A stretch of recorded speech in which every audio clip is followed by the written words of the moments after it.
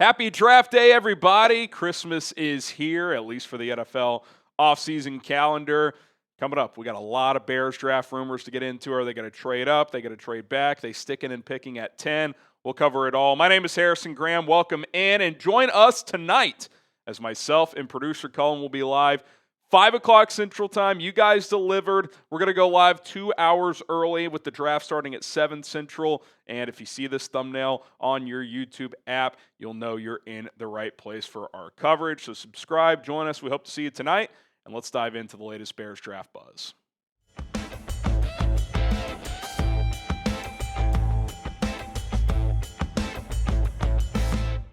Who is the pick? That is what we all want to know with the NFL draft getting here tonight.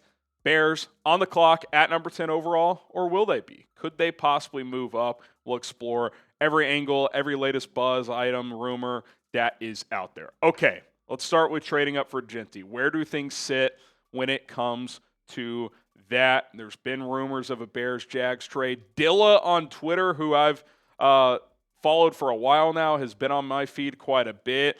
He's a Jags guy, gets some Jags intel, and he said that from what he's gathered, the Bears are willing to send 10 and 39 for 5 and 107. Basically the trade we've talked about, except I've said 41, but that's not a big enough reason to not do it. 39 or 41. Get 5, 107 back. He says now that the Jags are asking for 10, 39, and 148. So you'd have to send your 5th-round pick as well. And then he wonders, are the Jags asking for more knowing they'll be settle on what the Bears are willing to send, or are they genuinely good with drafting Jeanty if they don't get what they want? So I'll kind of throw it all on one screen so you can absorb it a little bit easier. But to his last point, look, an extra 5th, is that the end of the world? No. But if I'm Ryan Poles and I'm the Bears, while it's not a deal breaker, I think I'm holding the line on the initial offer of 10, 39, or 41. I'll give you 39. 2 picks higher. Hey, that's worth a decent amount of points on the draft value chart. I want 5 and 107 back. I'm not giving you a 148. I'm more hesitant. Again, it's not a deal breaker. When push comes to shove, would I consider it? Yeah, I'd consider it, but I'm kind of still wondering if I'm the Bears and just from an outside looking in, do the Jags really want to take Jeanty at 5? I'm sure they like Jeanty. I'm sure they would be cool with him, but are they all in on him? Because if they were all in on him, they would just pick him, right? They wouldn't be willing to trade down. So I think I'd hold the line if I was the Bears. Listen, man, you're moving up 65 picks from your 4th-round pick to drop 5 picks in round 1, and you can still get an offensive lineman, a Tyler Warren, a Colston Loveland. You could still get Mason Graham, who's been mocked to the Jags forever. He could fall to 10. And if I'm the Bears, I think I might just call that bluff. And if they take Jeanty and you don't get him at 5, or if some other team takes him before 10, well, you can go to plan B at running back, right? Amarian Hampton, Quinshon Judkins, Caleb Johnson, Travion Henderson, all players that I like and I think the Bears really like as well. Don't get me wrong. I really want Ashton Jeanty, but I'm not letting the Jags dictate all the terms to go up and get him. I'm just not going to do that. Here's my offer. 10, 39, or 41. I'll give you 39, and I want 5 and 107 back.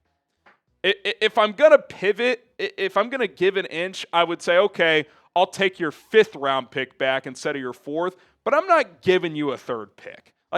That's where I'm at. In this draft where reports are out there that you can trade up for 75 cents on the dollar compared to a normal year, I'm not paying an uber premium for a running back that I absolutely love in Ashton Jeanty if I'm the Chicago Bears. So I think that's where I'm at. I'll put the trade back on screen. Would you do this rumored Jags trade demand? I think out of principle, I probably wouldn't. I probably would not. Again, if you want to get back, I think it's 140 something instead of 107, I could probably live with that. I'm not giving you a 3rd-round pick, though, or a 3rd pick in this deal. So you let me know why for yes and for no. Would you do this trade? Okay, Tyler Warren at 10. That has re-entered the conversation. Last week, I gave if you made me predict right now who would the Bears pick in this draft in round 1, I said Tyler Warren. I still think that's very much a possibility.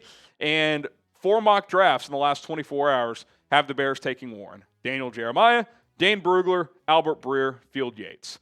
So that's okay. mock drafts this close to the draft, a lot of them are with some intel.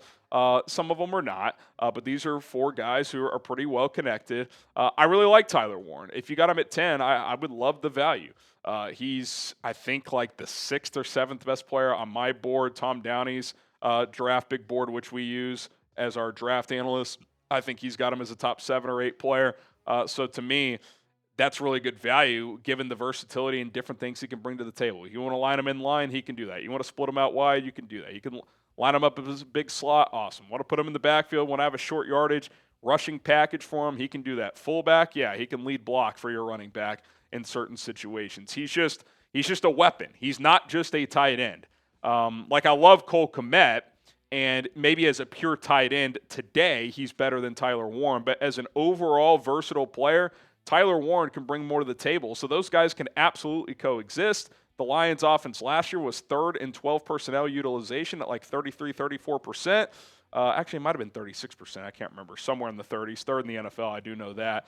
I think at 10 overall, it's fantastic because to me, there's no scenario where he's not a top 10 player prospect in this draft. So you can't ever go wrong with getting good value for where you're picking, regardless of position. So I really like that. And, then you got kind of this core 5 of weapons, and you'd probably add a second running back on day 2 to pair with DeAndre Swift. You got Roman DJ at receiver, Kmet and Warren at tight end, Swift and player to be named later at running back. I mean, that's a pretty fun arsenal. So, if you told me right now, hey, take it or leave it, Tyler Warren's the pick tonight at 10, I'd heavily consider taking it because that is a very, very good outcome in my opinion. Now, what say you? Would you rather trade up and get Jeanty at 5, type 1, knowing you'll have to give up some capital, or would you rather stay at 10 and get Warren? Now, obviously, there's no guarantee that he'll get to 10, but if both those offers were presented, what would you rather do? From a value standpoint, sticking at 10 and getting Warren is probably better. But if you think Jeanty, obviously it'd be a guaranteed because you'd be making the proactive move. And if you think running back would be a bigger impact in 2025, you could type your 1. So let me know. Trade up to 5 for Jeanty or take Warren at 10. Type 2. Okay, we are sponsored by Prize Picks, the best daily fantasy sports app in North America is Prize Picks. Get signed up today at prizepicks.com/CLNS. Use the code CLNS to get a $50 bonus when you sign up and play for just $5. Doesn't matter if you win or lose that first lineup. It's the best place to turn your sports knowledge into cash. With millions of members, they make it daily fantasy sports accessible to all. And how about this, guys?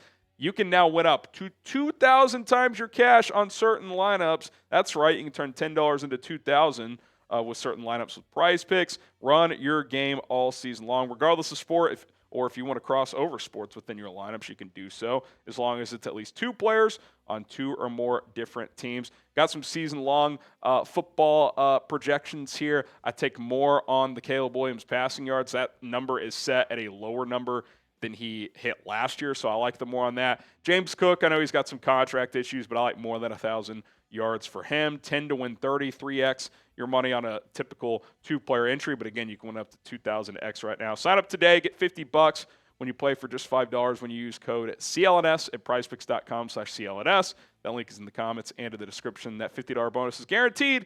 Doesn't matter if you win or lose that $5 lineup. Okay, let's talk a little Kelvin Banks Jr. He's been getting some increasing buzz. I feel like this happens every year.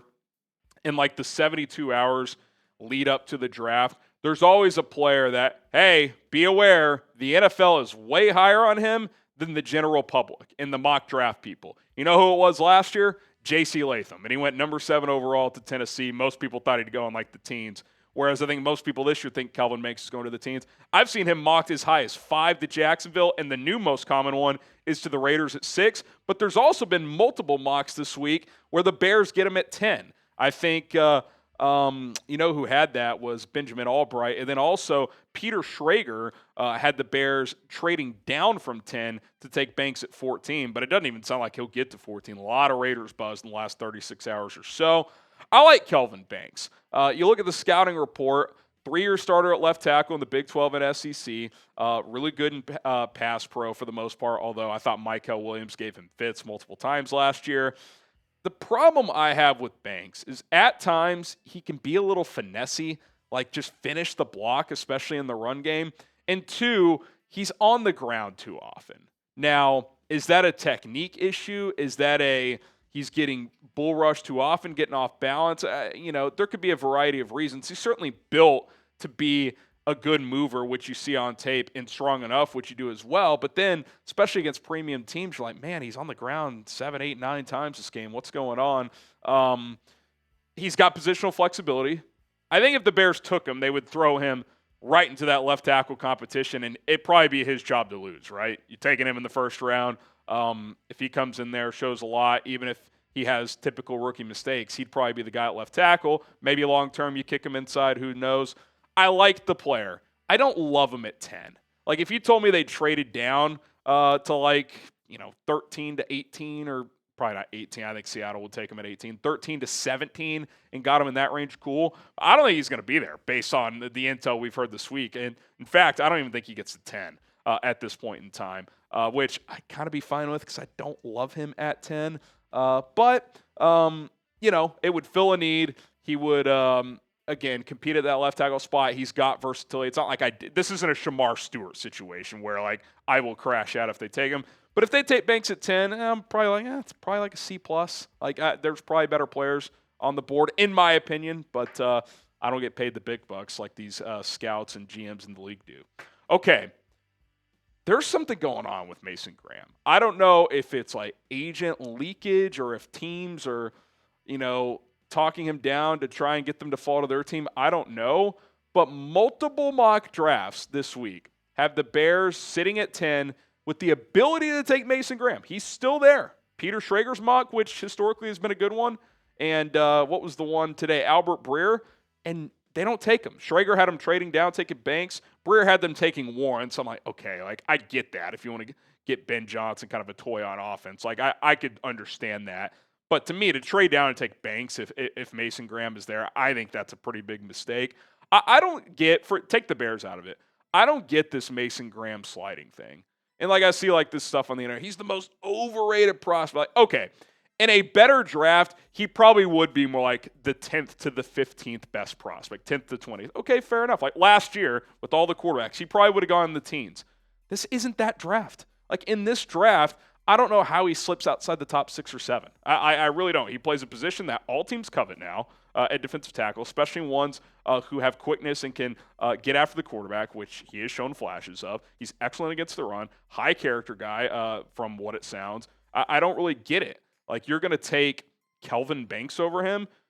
Could Shamar Stewart go ahead of him? That would be insane to me if that happened. And look, from the Bears standpoint, if they feel like their defensive tackle depth with Jarrett, Dexter, Adangbo kicking in there, Billings, Chris Williams did some things last year, maybe they want to try and salvage that. Pickens, okay, fine, but I don't know, man. I'd still probably take him, and even if you want to trade one of those other guys, I'd be okay with that too.